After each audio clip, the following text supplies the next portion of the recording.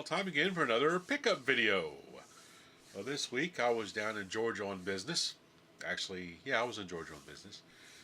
And I hit a few places. On the way back, I stopped at a really cool game store called Matt's Video Game Exchange. It's in Hartsville, South Carolina. It's a nice little store. It's pretty cool. Really friendly staff. I did a video review of the store for Gamerspots.com. But they made a donation to the ColecoVisions podcast, which I do with my co-host SoCal Mike from the Retro Gaming Roundup, Retro Magazine and Game Gavel. Well, the first thing they donated to the podcast was Gateway to Apshi. I never can pronounce this game. Complete in the box, got the instructions and everything. Nice little dungeon crawling game for the ColecoVision system.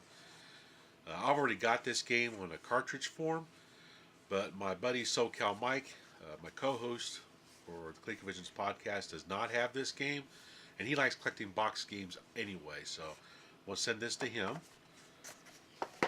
The next thing they gave me for the podcast was Jumpman Jr. This one's sealed for the ColecoVision.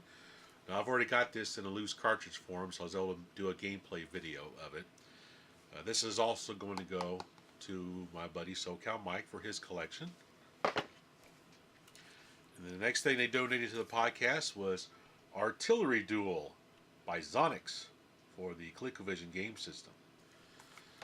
This is a really fun game. This one I'm keeping for myself because I don't have Artillery Duel in my collection. It's a really fun game. I used to play this game on my Bally Astrocade. And pretty much plays exactly the same. Graphics are just a little bit better on the ColecoVision, of course. But it's a fun game to do. Basically, you have two cannons on either side of the screen. And you have to judge your angle of your cannon and how much powder you're going to give it, depending on the wind speed and direction, to shoot and hit the other guy. Pretty simple game, but it is a lot of fun to play. So I'm pretty happy to add this to my collection. Alright, some more finds I've had this week. I found for my Sega Genesis collection a boxed Zoom. Basically, it plays kind of like Amador from the arcade. You got this little character called Zoom, and you're racing around this grid pattern, and you're trying to complete squares to fill them in, just like Amador. And you got some critters you have to avoid. Of course, you can jump over if you want to.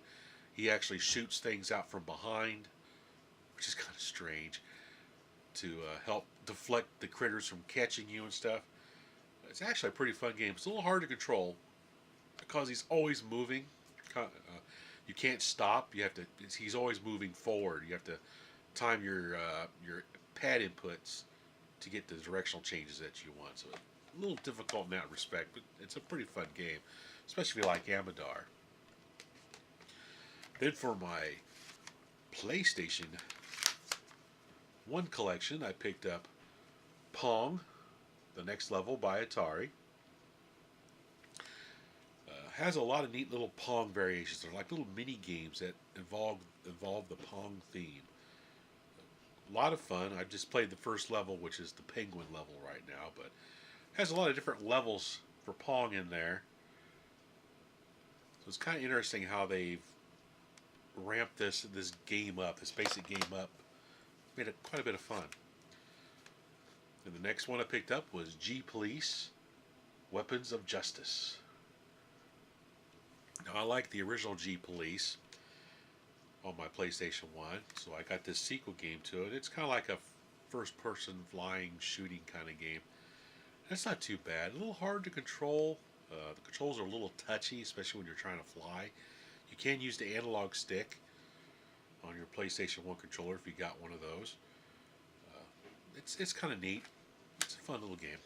And the last thing I picked up for my PlayStation collection is Apocalypse, starring Bruce Willis. Now, this is a run and gun type game, which those kinds of games I like. It kind of reminds me of the game Expendable that's on my Dreamcast, or they also made it for the PlayStation as well, which I think I have it here somewhere. What's neat about this game is it has Bruce Willis talking throughout it, saying little one-liners and stuff like you normally would expect him to do. It's not a bad game. It is a lot of fun. Controls are nice. You have your analog stick to control your movement, and actually the four action buttons on the other side of the PlayStation controller controls which way you're shooting. A little difficult to get used to it at the very first, but once you get used to controls, it's not bad. A lot of fun. If you like run and gun type games, you probably would like this as well, especially since it's got Bruce Willis in it. I like listening to his little one-liners anyway. And then I picked up ooh, a GameCube with the Interact display screen. So that's pretty awesome. Found this at a flea market, really cheap, works perfectly fine.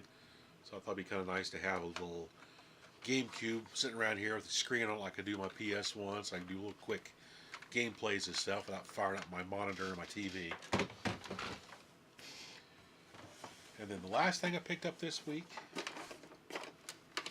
is a Coleco or Telstar Combat. This thing's awesome. It's not too bad of a dedicated Pong type console game, except this is for tanks.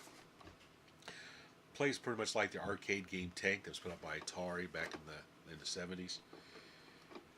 Now, what's really odd about this game is you can actually drive through the barriers. So the barriers don't actually do anything on this except block your shot. You have black squares, which are mines that can destroy the white tank, and you have little white squares, which are mines that can destroy the black tank. I tried playing the robot level, which is level 3, I think, on here, selection 3. And sometimes the little robot tank would just run off the bottom of the screen and just hide down there. So I'm not 100% sure how you're supposed to play this game on that level. But it's pretty cool to add this to the Coleco collection, and I'll be reviewing it on a future episode of the ColecoVisions podcast. So that's pretty much all the pickups for this week. Thanks for watching.